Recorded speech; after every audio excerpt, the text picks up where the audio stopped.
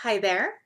I'm Gwen again, and this is the second video in my 3-video series on on internalized misogyny, on our relationships with other women, on how our culture traumatizes us as women, that I have called Unleashing Ourself.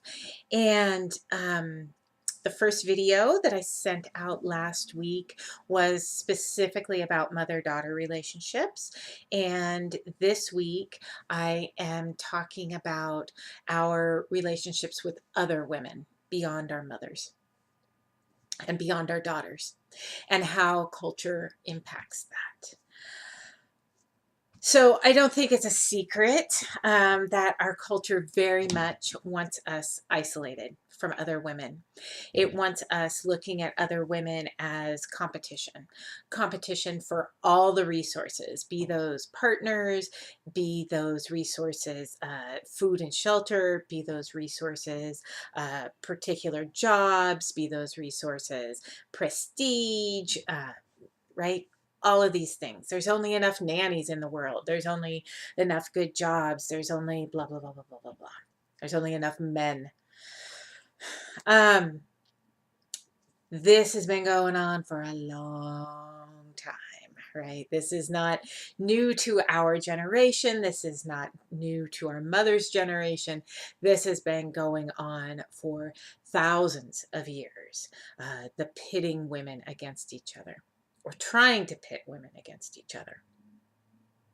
It came to, in my opinion, it came to a bit of a head during the witch trials, which lasted over hundreds of years. This wasn't just a little like 10-year time period blip in our human history. This lasted for literally hundreds of years, where women, among other people, were hunted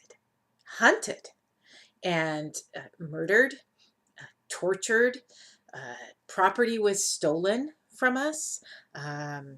Careers were stolen from us, right? Our livelihoods were stolen.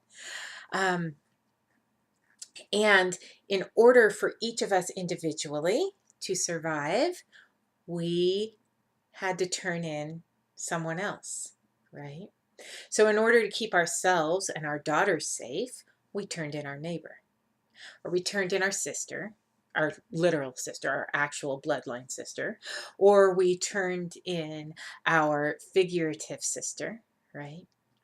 We turned in all these people as, quote, witches, so that we would make it through, so that our daughters would be safe. This created a culture and a trauma, right, of not being able to trust other women, of not being able to look to other women to support us, to take care of us, to have our backs. That, of course, is just the piece of European history that I've spoken about. Similar events have happened throughout the world, right? It wasn't only in Europe that this happened, but the European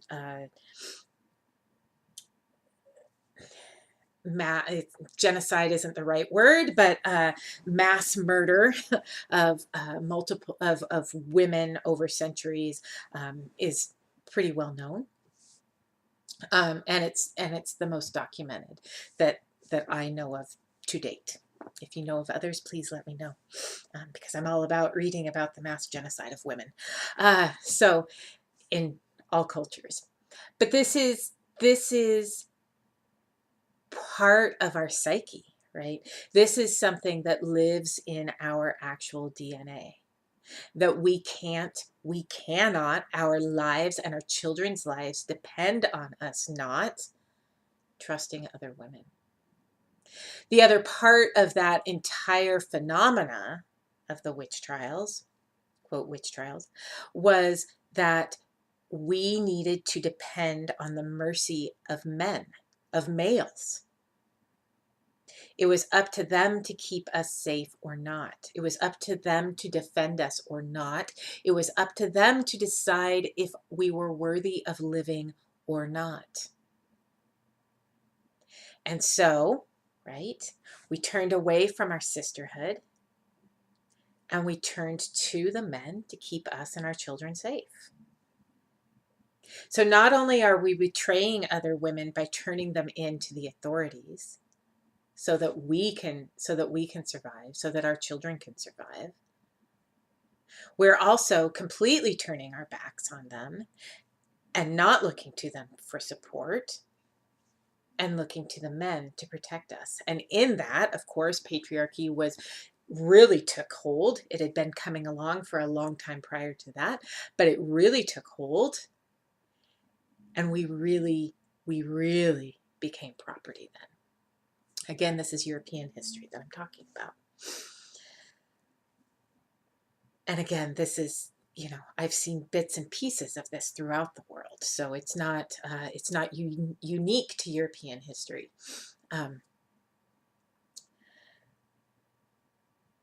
So how do we unravel that, right? How do we untangle this trauma that is in our bodies? I mean, this is part of how we are literally wired, how we are put together, is having this distrust, and this very valid distrust, this very no one, I don't believe anyone would say, oh well, those women were silly for not trusting their neighbors.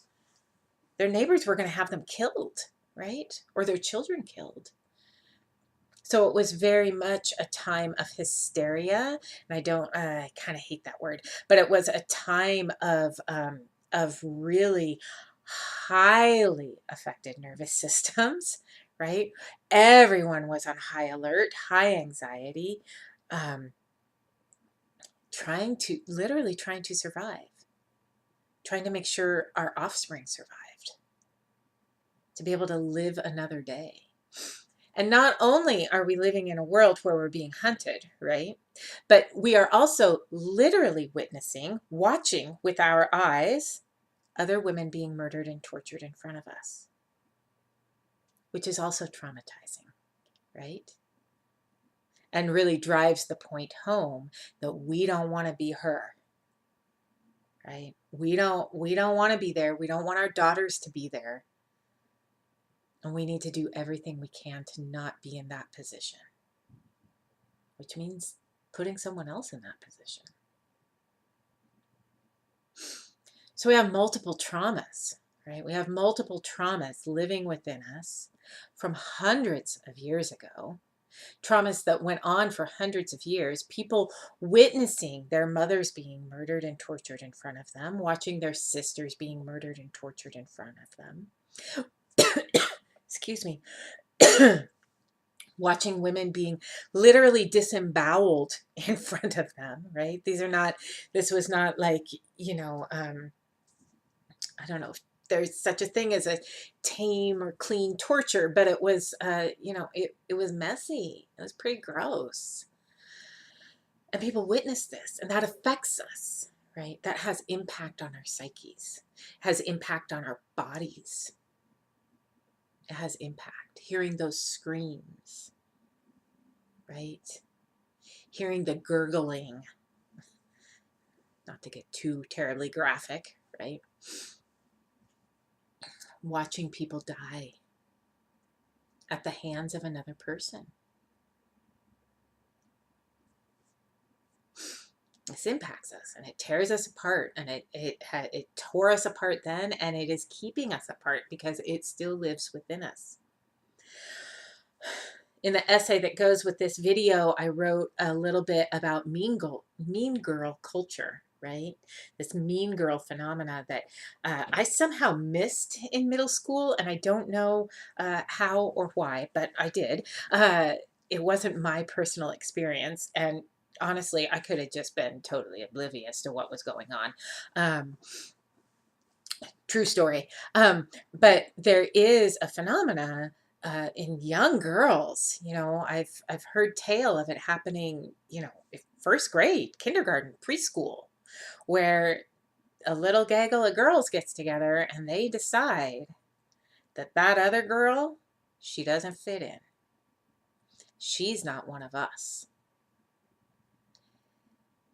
And there's always a leader, right? There's always a leader in this phenomena. And then there's the group of girls who gather around her because they don't want to be that other girl. And it's the witch trials all over again, right? It's watching this other little girl get tortured psychologically, possibly physically, and knowing I don't want that to be me, so I'm going to do whatever I got to do to make sure that's not me. It's survival all over again. It's re-traumatization. It's bringing up those past traumas. And this happens, starting as early as preschool and goes on. Fuck, I know 40, 50-year-old women who still do this shit, right? I mean, it goes on forever until you become aware of it and make the decision to stop being a part of it. I mentioned in my essay that I was oblivious to all of this through junior high and high school. And it wasn't until my later college years that I became a part of that culture for a brief period of time. Not my proudest moments. And yet, was very much that needing to protect myself from, I'm not going to be that person. I'm not going to be the one who gets picked on. It only lasted for a brief period. I couldn't even tell you why it started or why it ended. I don't have specifics for that, but whatever. I went through a phase, right? And then I was done with it. And then I had my daughter and it started up again. But now it was about mommyhood, right? It was about the mommy wars. It was about who was a better mommy. And apparently not all of us can be good moms, right? This is what our culture tells us. So that mean girl behavior that begins in preschool now continues on through our adulthood, and it takes different forms and it shifts and it sifts and it becomes something different. It turns into this thing called the mommy wars that was a made up thing, and yet we latched onto it, right? We latched onto the stories about how if you're a working mom, you're neglecting your children, but if you're a stay-at-home mom, then you're not taking care of society, or you're helicoptering, or you're being too whatever, right? Right? There's no winning here. If you work part-time, well, you're still not spending every waking moment with your children, so you're still clearly failing as a parent, and you're not working full-time, so you're not contributing, right? Men don't have to deal with these same issues, right? Now, I'm not saying they don't have their own special brand of issues when they become parents, because they do. And particularly here in the States, we do not support our fathers and we don't support our mothers. But it's different because no man is going to be judged for working full time after they have children, right? They aren't going to be judged. And if they choose to stay home, if that's an option and a choice that they take, they're applauded, right? Generally speaking. There are, of course, the naysayers. But the point being, right, we have a very different experience as women in this world. And we are pitted against each other. We are pitted against each other to compete, compete, compete. And the only way I can be okay, the only way I can be enough, general I, right, is if I shove everyone else down. If we push everyone else down and make sure they know they're less than, and make sure we know that we are more than, right? while always feeling less than, while always feeling like we're failing, while always hearing the messages of how we are failing and how we aren't enough, right?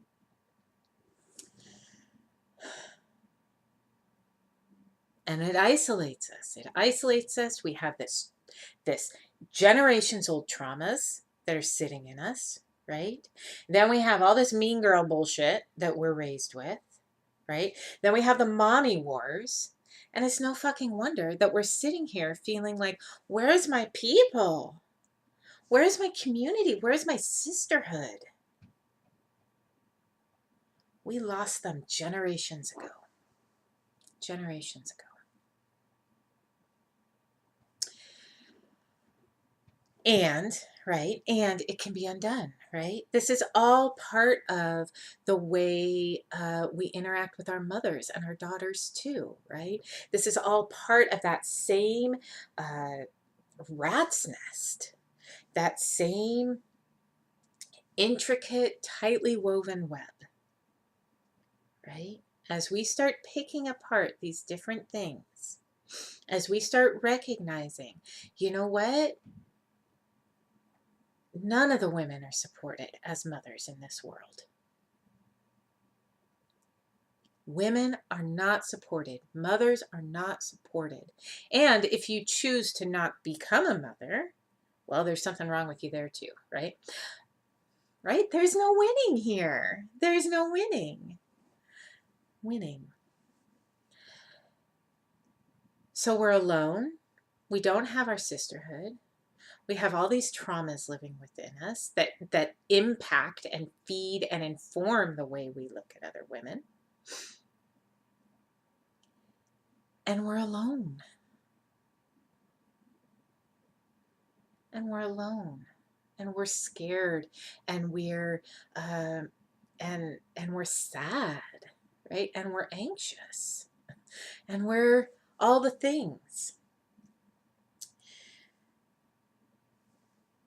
So when we start to do this work, when we start to do this unraveling work, when we start to look at all the ways that our culture pits us against our mothers, pits us against our daughters, pits us against other women, all the ways that our culture traumatizes us, all the ways that we have been traumatized throughout history, that we carry within us. When we start to look at this, we can start to heal this.